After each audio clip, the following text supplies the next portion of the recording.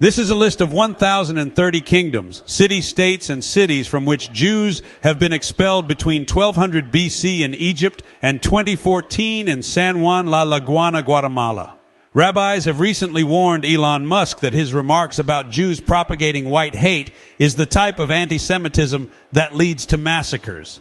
They must be thinking of Gaza. Why don't the rabbis urge Jews to change their behavior instead of blaming the fact that the world hates them for their depraved conduct, attitudes, beliefs, and behaviors? Why are Jews the only people on the face of the earth who never do anything wrong? Why do they always blame their indefensible behavior on everyone else? It's like an Irishman who gets kicked out of 109 pubs in Dublin. Is it the publicans conspiring against one man, or is his behavior consistently intolerable? You figure it out, because 109 is the usual number popularly quoted for Jewish expulsions. It's in fact much worse. It's 1,030 and probably more. This begs the question, why? The full detailed explanation is too long for a short video. In summary, it has to do with the Jewish supremacist predatory nature and chauvinism of Jews to circle their wagons to form insular inbred communities in their host kingdoms, city-states, and countries when nations and empires arose. Jews have traditionally practiced sacrifice, both human and animal. If you think that's in the past, you'd better brush up on the third temple they desperately want to build on the Temple Mount in Jerusalem. The purpose is to recommence sacrifices for atonement and return of their Messiah. Jews engage in predator usury. They practice sharp business practices forgiven by their Kol Nidri prayer, which is actually a declaration of personal atonement. Jews recite it, which gives them absolution for all their transgressions. Swindles and crimes committed against non-Jews or Gentiles, and Goyim as they like to call them.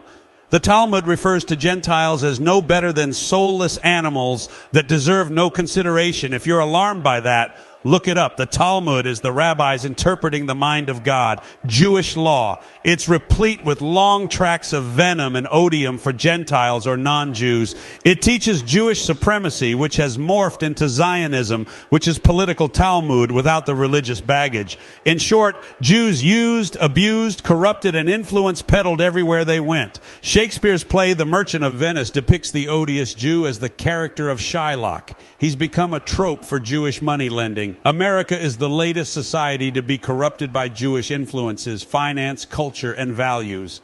Abortion is a Jewish value. It's why they defend it so vociferously.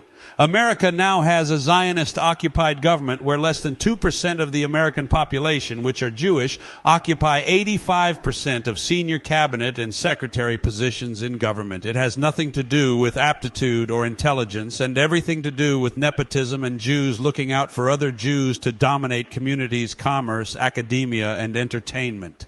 When this is pointed out to Jews, they deny, and invoke charges of anti-Semitism and the Holocaust to neutralize Jewish critics who point out the obvious.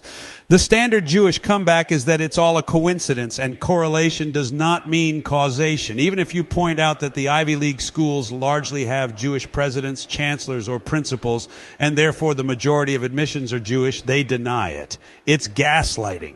All in your anti-Semitic imagination, despite the facts. It's the ire of communities that eventually have enough of predatory Jewish nature and kick them out. Every major Jewish holiday is about killing and the slaughter of non-Jews. They celebrate death, whereas Christians and even Muslims celebrate life. And herein is the number one reason why Jews have been expelled over and over for over 2,000 years. The relentless slaughter of civilians in Gaza is Jewish natural behavior. Vengeance is a Jewish trait. The Talmud is full of it. This time the world will tire of the Jewish menace and seek a permanent solution to the Jewish problem in a world that is now inexorably linked by instant communications, world trade, and reserve currencies. The Jews need to be very careful about the conduct of their brethren, as history tells us it doesn't go well for Jews when they engage in unrestrained hubris in their host nations, including the stolen state of Palestine, which they've renamed as Israel since 1948. It's time for Jews to reflect. If not, they have to kill the rest of the human race or learn to live civilly and cooperatively with Gentiles, because as less than 1% of the world's population, their chance of survival is not good if they continue to behave like the synagogue of Satan, as Jesus Christ named them.